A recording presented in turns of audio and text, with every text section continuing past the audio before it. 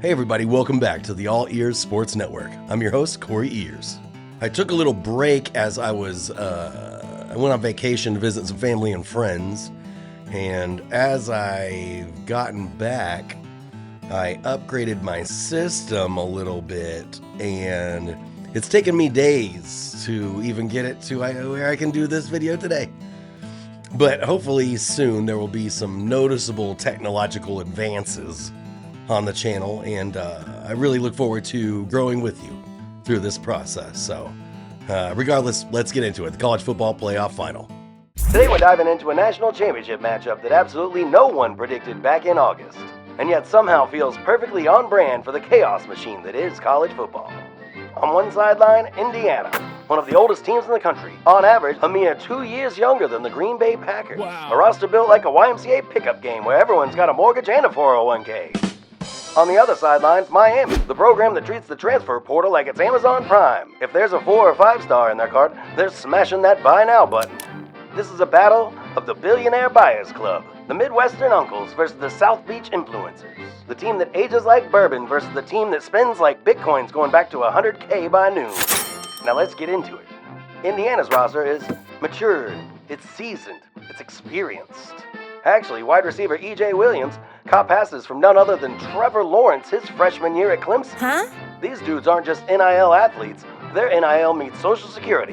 They've got a Heisman quarterback who plays like he's already been through 2 recessions, Ooh. 2 wide receivers who probably have Costco executive memberships, and a defense that stretches before practice like they're about to go mulch the backyard. And yet, it works. Indiana's identity is built on discipline, physicality, knowing who they are, and absolutely refusing to beat themselves. What they have is cohesion. They move like a veteran band on a reunion tour, tight, efficient, and capable of some flair when they need it. If Miami's a Spotify playlist of chart toppers, Indiana's a vinyl record that your dad swears just sounds better. Miami, on the other hand, has built a roster like a kid playing Madden with the salary cap turned off.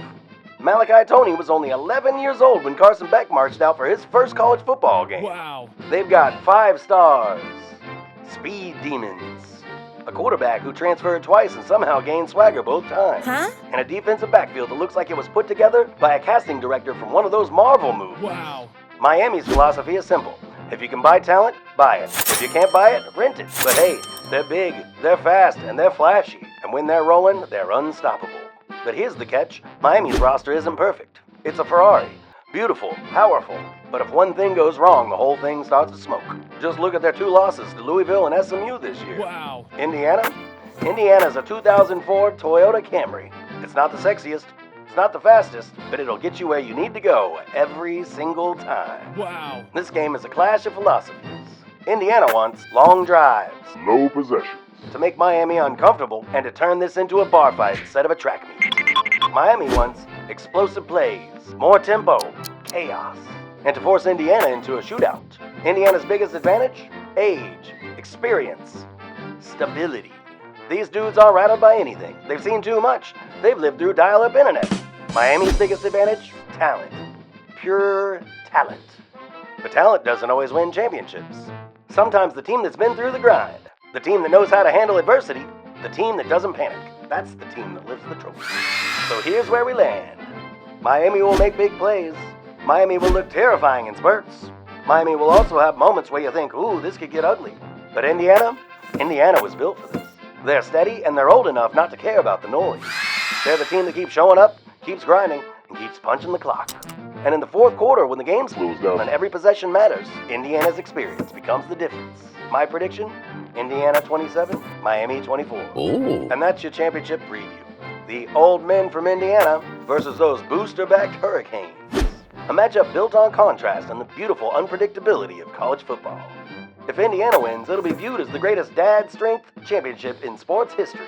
If Miami wins, it'll be the most expensive trophy celebration since the Oscars. Either way, we're gonna get a show.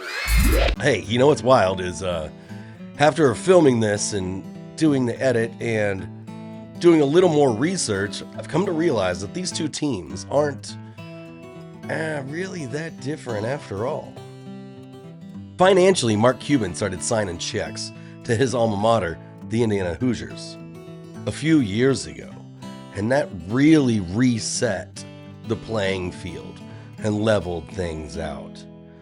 to make it not quite as crazy that the losingest collegiate football team is now in the national championship game. That's the short of it. On the other side, yes, Indiana's 105 scholarship players cumulatively are 3 years older on average than that of Miami's 105 scholarship players. But it's a very different look if you break down the starting lineups and the people actually going to be on the field.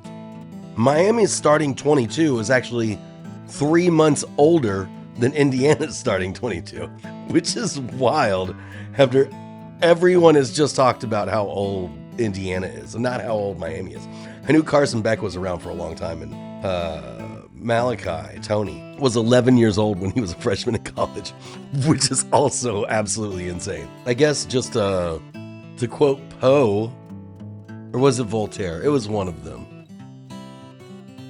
Believe nothing of what you hear and only half of what you see. Hey, don't forget to like, subscribe, and share this with a friend. Maybe we can grow this thing together, huh?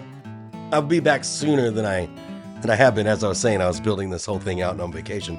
But I'm planning on doing a recap of this game. I'll do NFL playoffs, look in, check in. I'd love to do a year in review on my beloved Tampa Bay Buccaneers. And also check out what's going on with the Gator basketball team and the Orlando Magic. Why don't you leave me a comment down below with your favorite team, and maybe I'll take a swing at them. And we'll see you next time.